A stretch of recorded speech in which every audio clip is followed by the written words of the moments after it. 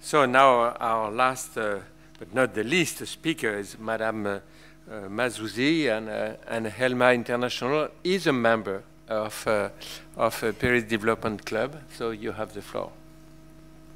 I will just briefly introduce before Zeina speaks to place what she's going to say in the full context of our activity. So as we've heard this morning, everything is a matter of understanding each other and preparing the ground for you to focus on your business. And this is our job.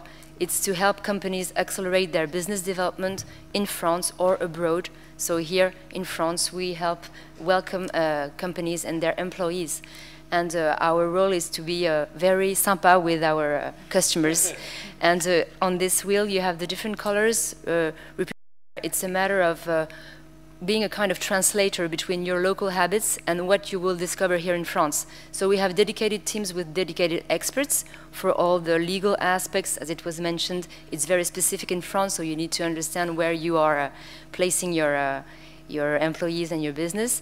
So we have a dedicated team for this, and immigration the same. You know, we were mentioning good relationships. It's very important to have the good procedure adapted to what kind of business and length you want to place your employees here, and also have good relationships with the administrations in France, because it will help accelerate and help explain why you are here and what kind of business you're starting. And this morning we will focus on, well, we also have the green part, which is all around helping with Payroll International. And Zeina belongs to this team, the last one in gray, which is all the destination services we can provide, which is also, it can appear at something, a kind of detail, but it's very important, because when you come with your family, you want to develop the business, but before that you have to understand where you are, and is your family going to have a good environment, and what is the reality of apartments in Paris compared to wherever you can live in other countries around the world. So maybe we can change to the next slide. This is I don't want to, it's just to show you where we are and where we go all around the world. And this is the different steps of an international transfer. So at each step, this cultural aspect comes into account. So before you go, you need to, you know, all the aspects regarding benefits and how you want to pay someone, how you will make the best advantage of tax issues, etc. Then you have the transfer in itself with all the immigration aspects and the destination services aspects, where we're going to focus this morning. So that, I think it's enough for introduction. Voilà. So I'm going to talk about what we do, the intercultural aspect of relocation. I'll give you a bit of hard facts to start with about rental market in France, and then move on to maybe adaptation to the way of by the international HR managers to help an employee transfer from another country to France. And so we're in charge of various services, obviously, and even assisting them in finding schools, finding the right school for their children according to the previous school that they were in, and settling in. Sorry, yeah, next slide.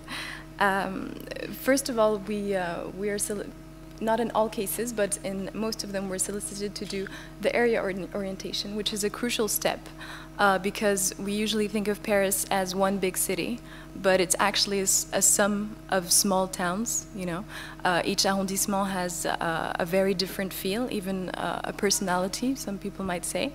That's mostly due to their history. Some of them have assignees choose the right arrondissement for them, because that means choosing the right transport, the nearby shops, and the general surroundings. So that's a really crucial step in the process. I'm just going to give you an overview of the rental market in France to give you an idea of what the assignee perceives upon his arrival. Something that you have to bear in mind is that law in France is very much in favor of the tenant. Long process, it can take years, and as a consequence there are many documents that are requested from the assignee to prove his ability to pay rent, and that means on top of the actual papers, salaries, it's actually about convincing the landlord that you're the best candidate. Something really silly like when the landlord is there during the visit, he will pay attention if you're a family to your child, whether he's turbulent or not, and that will, actually influence his decision to pick you or someone else. I'm not going to bore you with too much law, but just to give you an overview of how dense the legal frame is. We have corporate leases, which are basically just ruled by the parties, that you're free to put the clauses that you want, and it's all through negotiation.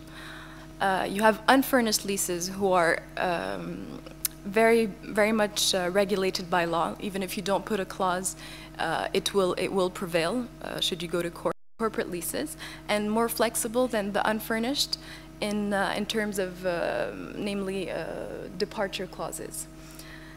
We also have the big issue of the deposit, which means that at the beginning, when you enter the apartment, there's the entry walkthrough, which is a very important document because it will determine whether, on top of all this binding legal framework, you have, from the perspective of the assignee, the discovery of the Parisian market. So you might, most of them are very excited to come to Paris, but then there's the reality of the market, and owners have the upper hand in selecting tenants, which means that negotiations are very difficult. The offer is quite poor for a demand that's ever growing, despite what we would.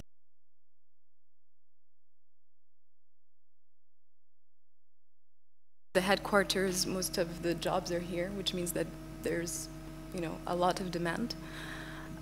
So the offer for 2, 3, and 4 bedrooms, just to give you an idea, only represents 10%, where it's 38% for the rest of France. And 1-bedroom apartments alone are a third of the market. And as most of you might know, the surface of Parisian apartments is significantly lower than the national average. And much more expensive, exactly. So, you can expect from an assignee coming from abroad where, depending on the origin, they might have had a big house or a bigger apartment. This can lead to frustration and dissatisfaction, and sometimes misunderstanding. So just to go over our services, once we've helped them settle in their apartment, then there's the settling in part. So contracts also with electricity, gas, or internet are very much binding. You have an engagement, so it's a very dense system. And on top of that, you have the customer service in France. So I've put a link for a very interesting article that was written by the correspondent of BBC in France. Yeah. And, and I picked those 2 quotes that I thought were very interesting. The first one being, in America, your waiter comes to your table to tell you his name is Joe. Here, your waiter expects to be addressed formally as Monsieur, in exactly the same way he will address you. And one of the possible reasons why that is probably the fact that equality is very much steeped in the French psyche because of the history, and that goes back to what you were saying about the importance of history in France. The other is the customer is allegedly always right in London, and I might add in the US, and in many other cultures actually. But in Paris, he or she is a little more than an irritant. So don't ask too much, basically, because you might not be greeted with a positive answer. That being said, that does not mean that the quality of the service is poor, because you will have noticed if you go to the boulangerie or the boucher, you're asked, what you want to cook, and you're given very detailed advice. So that really doesn't mean that the French don't know how to give service. From our perspective now, we were confronted to different concepts of service. That some cultures are reluctant to tell their customers that their requirement cannot be met. And that's a crucial issue in what we do, because what I just told you, the facts about the Parisian markets is something that we have to actively communicate on, so that we avoid frustrations and misunderstandings, because the biggest consequences can be broken promises, damaged reputations, and we know that that's very important, and extreme cases, even loss of client as a service provider. So the timing that we're helping the assignee with is very delicate. We're dealing with a transition, and that means adjustment and conflicting emotion. Missions abroad provoke stress. It's mostly due to the fact that they have a new environment, so that's not only the geographical environment, but that's also the new mission, the new job.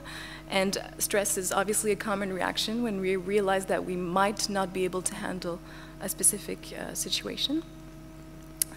One of the ways we can help to anticipate working on that, and we try to do it, is from a psychological aspect. Try to help them be in the right state of mind to handle the upcoming changes. That means coaching. Usually one-to-one is more efficient. And the intercultural aspect, the sociocultural aspect, is learning the right skills to integrate the new environment, and that's what you were discussing, Marion. So yeah, that brings us to the culture, to the subject of culture. I think you'll all agree with, with this quote. When the sender of a message comes from one culture and the receiver from another, the chances of accurately transmitting the message are low. And that goes from verbal to nonverbal communication, and written also, which we don't talk a lot about. And I thought it was interesting to talk about stereotypes. I'm surprised we still haven't discussed them, from both aspects, really, from our teams, our consultants, and from the assignee. It's interesting to know the image that we project before actually entering into an intercultural situation. Why do we stereotype? It's easy. It's a process that was put together by our brain. It makes it much easier to process information. And it means simplifying, just selecting the right information from a bigger quantity and exaggerating, obviously. And that goes from positive to negative stereotypes.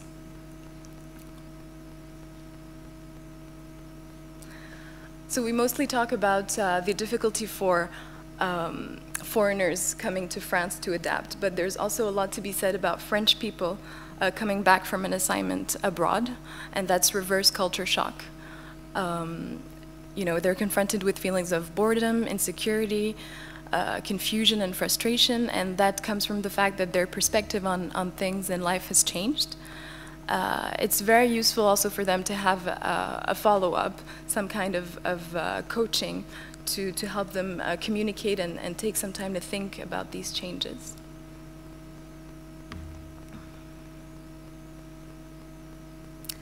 So yeah, the key word basically that I would take from this is empathy. Try to put yourself in the other person's shoe. Try to understand their perspective on